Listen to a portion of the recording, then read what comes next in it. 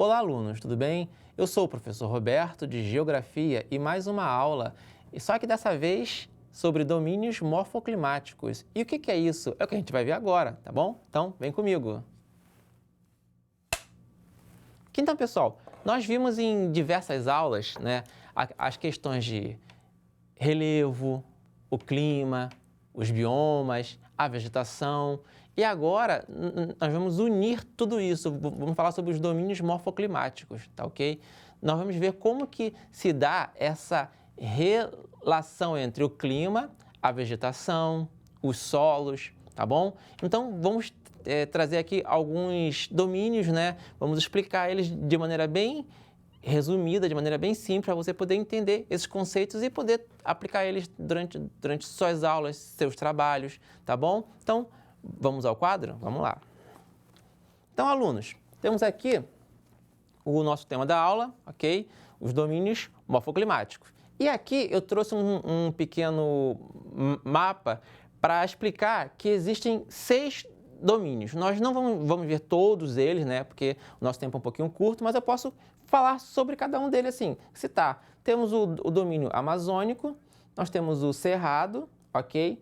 Temos os mares de morros, temos a caatinga, perdão, mares de morro, temos a caatinga, tá? As araucárias, cadê? Aqui, as pradarias, tá bom? Pradarias, araucárias, caatinga, cerrado, domínio amazônico, tá bom? E hoje nós vamos trabalhar alguns desses domínios morfoclimáticos, tá bom? Vamos começar aqui com o domínio amazônico, tá bom? Mas vamos falar sobre alguns desses elementos que compõem esses domínios, tá bom? Vamos lá, vamos ao slide. Então aqui, o clima influencia na vegetação e no relevo, é o que nós vamos ver hoje. Podemos ver ali, né, uma área com chuvas abundantes, né, e uma floresta mais diversificada, e nas duas imagens embaixo temos uma área mais seca e a consequência disso no relevo, tá ok? Então já podemos perceber por essas imagens que existe uma relação entre os elementos, tá? Que eu citei agora há pouco, o clima, vegetação, o solo. Então, pessoal, vamos ver hoje o nosso primeiro bioma, é o bioma amazônico, tá ok? Ele é o maior, tá? E ele tem algumas características bem interessantes.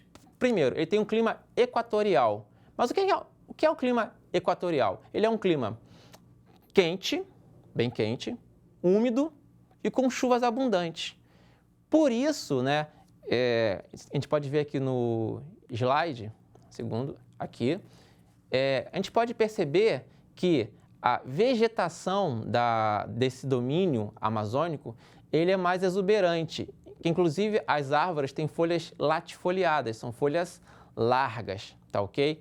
Pode voltar aqui para mim. Então, devido ao fato de ter um clima quente e úmido, com chuvas abundantes quase o ano inteiro, né, esse domínio ele possui assim, uma bacia hidrográfica bem extensa, né? O volume de águas dessa região é muito grande. E isso incide também na questão pluvial e fluvial, coisa que eu já expliquei, mas vamos à revisão.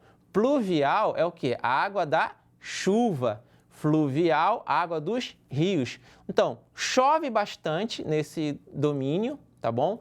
E tem uma abundância de rios também. Então, temos aí um clima que ele é quente e úmido, com índice pluviométrico, com P bem alto, tá ok? Existe uma ampla rede de bacias hidrográficas, rio, águas fluviais, quase que eu esqueço também, ó, até eu confundo às vezes, tá ok? Então isso faz com que a vegetação seja bastante abundante. Porém, o solo da Amazônia, né, no caso, perdão, do domínio amazônico ali, concentrando-se basicamente pegando a parte da floresta amazônica, é um solo pobre.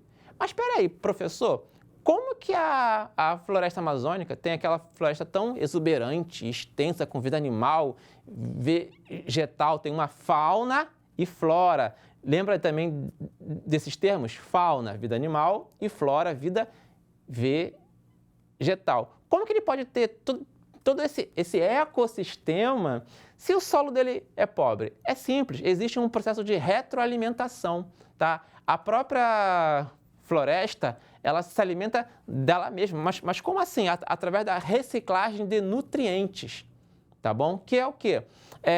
As folhas, os galhos das árvores, carcaça de animais mortos, as próprias fezes dos animais também compõem um material orgânico que alimenta a própria floresta, tá ok? Então, alunos, vamos agora ao próximo bioma, que no caso é a Caatinga, tá ok? Vamos aqui, vamos viajar pelo Brasil, né? E quais são as características, né? Vamos aqui ver no slide, na imagem, que vai ajudar vocês. Vocês podem perceber que é um clima seco, né? Tem um tipo de vegetação ali, temos um cacto e um solo rochoso. Por que isso ocorre? Vem aqui para mim. E por que isso ocorre? O clima desse domínio da Caatinga, ele é o clima semiárido, tá? Que é um clima extremamente seco, tá? Com pouquíssimas chuvas. Isso faz com que isso acaba gerando consequências no solo e na vegetação. Por quê? Essa área é uma área, né, esse domínio, né, da Caatinga é uma área que, como a chuva, o índice pluviométrico, pessoal, pluvial, chuva, ok?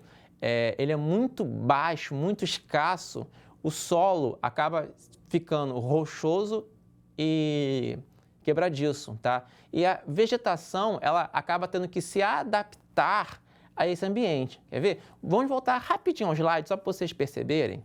Vamos lá? Tá vendo a imagem ali do meio ali? Temos um cacto. Um cacto, ele substitui as folhas, né, pelos espinhos, porque o espinho acaba fazendo com que ele não perca água através da transpiração. Então, ele acumula bastante água. Então, é comum nessas regiões, né, às vezes as pessoas usam esses cactos para conseguir um pouco de água durante as suas viagens, tá ok? Então, podemos perceber que como que esse domínio, ele causa uma transformação no seu ambiente, isso se reflete na vegetação, ok? A gente viu ali um tipo de vegetação dessa área. O solo, que ele é um solo bastante castigado, né? Ele é seco, ele é quebradiço, tá ok? E por que isso acontece também? Vamos aqui rapidinho, aqui no slide, tá vendo? Temos aí o Planalto da Borborema, tá ok? Temos aí as nuvens, né?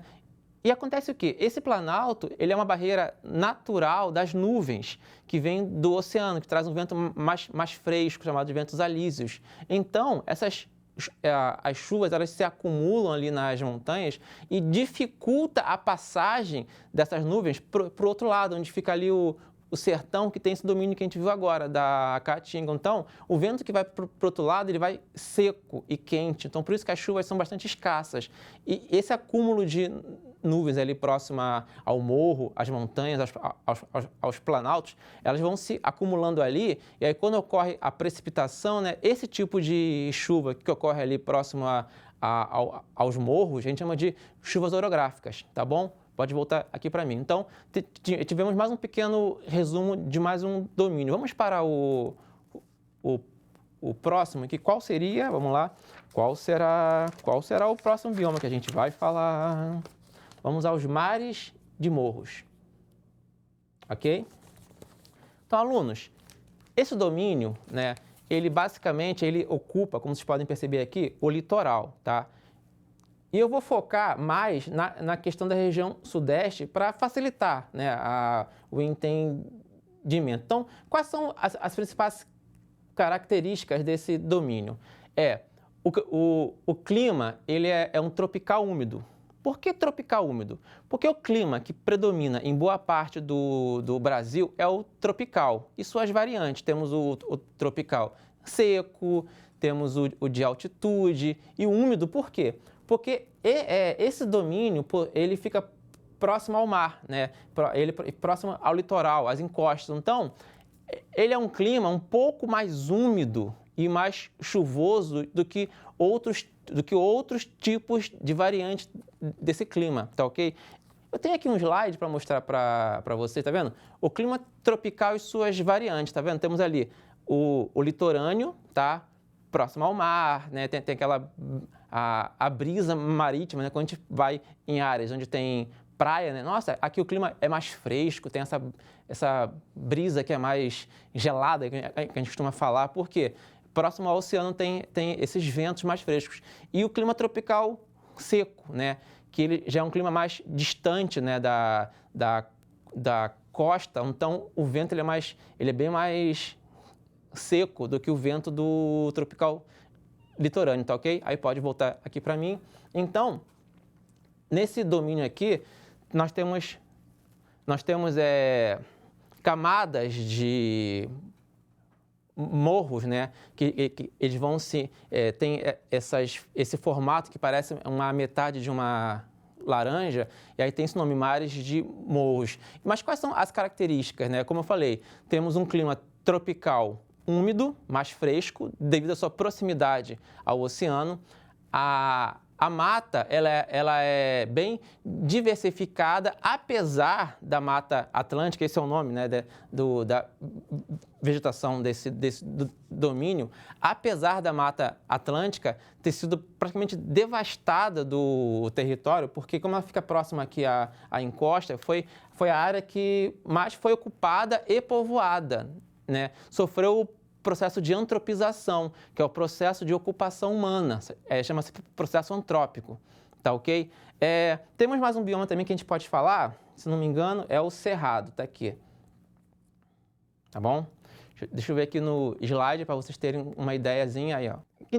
Então, pessoal, temos aí o slide do cerrado, esse domínio morfológico, que acontece o seguinte, você pode perceber que o formato dessa árvore, ela é meio retorcida, né? Ela é meio assim, ela se contorce um pouquinho, mas tem um motivo para isso, pode voltar aqui para mim. É que nesse domínio, nós temos um clima tropical típico, que é como?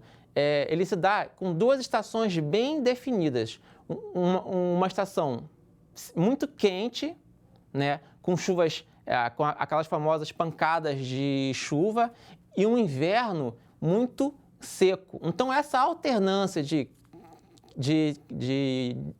uma temperatura muito quente, depois esfria, tem um período que chove bastante, outro que não chove, essa diferença, né, essas consequências de ter um clima que ora é muito quente, ora é frio, ora tem chuvas abundantes, ora ele é seco, acaba fazendo com que o solo ele fique desgastado e com poucos nutrientes.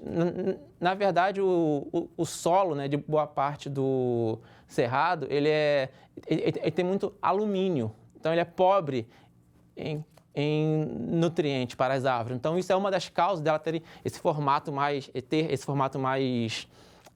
como eu vou explicar, retorcido, tá bom? Então, pessoal, nós vimos aqui, né, demos um pequeno exemplo, um pequeno resumo do bioma, do domínio morfoclimático amazônico.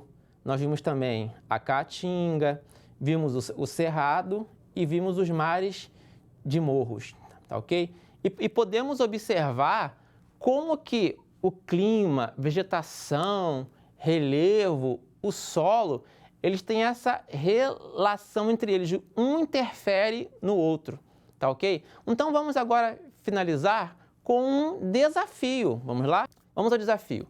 Qual das imagens abaixo representa uma paisagem que sofre a ação de um clima semiárido? Então temos 3 paisagens e uma delas, né, é uma consequência do clima semiárido que nós vimos aqui hoje, tá ok? Vamos dar um tempinho para vocês pensarem. Tempo, 5 segundos.